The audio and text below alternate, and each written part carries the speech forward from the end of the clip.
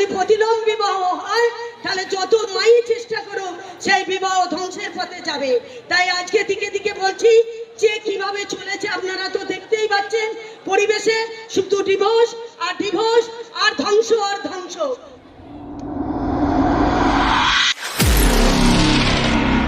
জয়গুরু, সকল মায়েদের আমি একটা অনুরোধ করব, প্রত্যেক মায়েরা মাথায় কাপড় দিয়ে বসুন, মাথায় কাপড় নেই, আর একটু চুপ করুন, আস্তে করে লাইন দিন।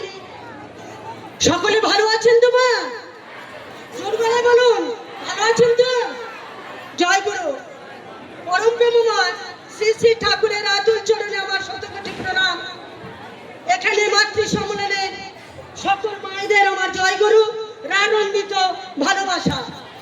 এখানে মায়েদের সংখ্যা বেশি, দাদার সংখ্যা খুব কম। তো মাতৃ সম্মেলনে আমরা এখানে হই হই করতে আসিনি।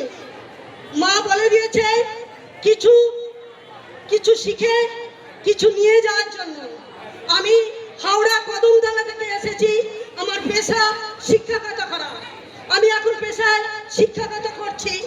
তো ঠাকুরকে ধরে আমি খুব বুঝতে পেরেছি যে ঠাকুর কি, আমার পরম পিতা অন্তর্যামী।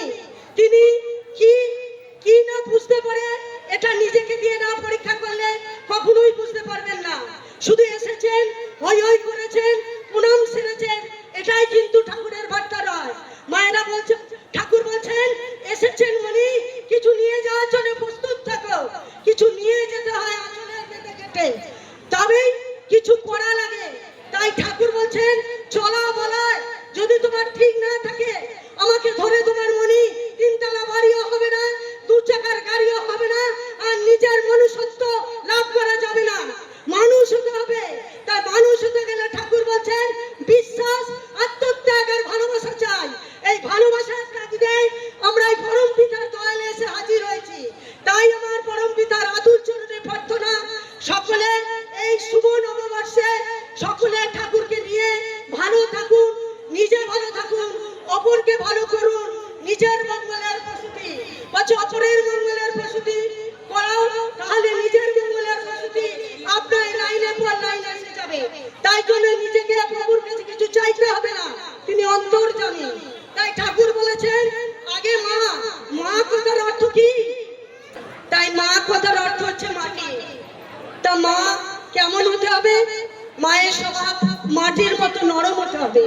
তো মা নিজের হাতে ছেলে ফুলের এত যত্ন করে বড় করে বলে, মায়ের এত শ্রদ্ধা, এত ভালোবাসা।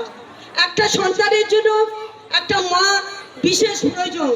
একটা সন্তানের বাবা অর্থ উপার্জন করে, কিন্তু মাই একটা সংসার সুখের করে। তাই ঠাকুর বলছেন একটা সংসার সুখের হয় রমণীর গুণে। একটা রমণী পারে না এমন কিছু। তাই মায়েরা মা হতে গেলে আগে সংসার সুখের করতে হবে, তারপর আমার পরম পিতাকে ধরে কিভাবে চলা, কিভাবে বলা, কিভাবে করা করতে হয় সেটা কিন্তু শিখতে হবে। নালে কিন্তু মা হলেই শুধু হবে না, মাতৃমঙ্গলে এলেই হবে না, আর এই উৎসবে এসে হই হই করলেই হবে না। তা আমাকে বলার জন্য বলেছেন ঠাকুর। তো একটা কথা বলি ঠাকুরের, যে ঠাকুর আমার বিবাহটা আগে ঠিক করতে বলেছেন।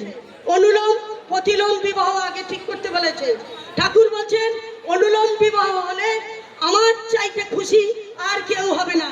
আর যদি অনুলোম বিয়ে হয় তাহলে সমাজ এত উন্নতির দিকে এগোবে।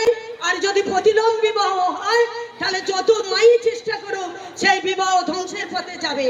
তাই আজকে দিকে দিকে বলছি যে কিভাবে চলেছে আপনারা তো দেখতেই পাচ্ছেন, পরিবেশে শুধু ডিভোর্স আর ধ্বংস আর ধ্বংস। তাই আমরা ঠাকুরকে ধরে আমরা তো কিছু শিখবো। তাই বাড়িতে যদি আমরা ঠিকভাবে অনুলোম বিবাহটা ঠিক জায়গায় পৌঁছে দিতে পারি, তাহলে আমাদের আর দুঃখ কষ্ট মনে হয় আমাদের আর সহ্য করতে হবে না। তাই আমি বলি আর পরম পিতার আতুল চরণে যে মায়েরা ঠিক হয়ে গড়ে উঠুন, আর তাহলেই আমাদের সব পাওয়া চাওয়া হয়ে যাবে। এর চেয়ে খুশি আর কেউ হবে না। জয় গুরু। ছোট করতে বলেছে কথা, তাই সকলে ভালো থাকবেন, সকলকে নিয়ে চলবেন। জয় গুরু।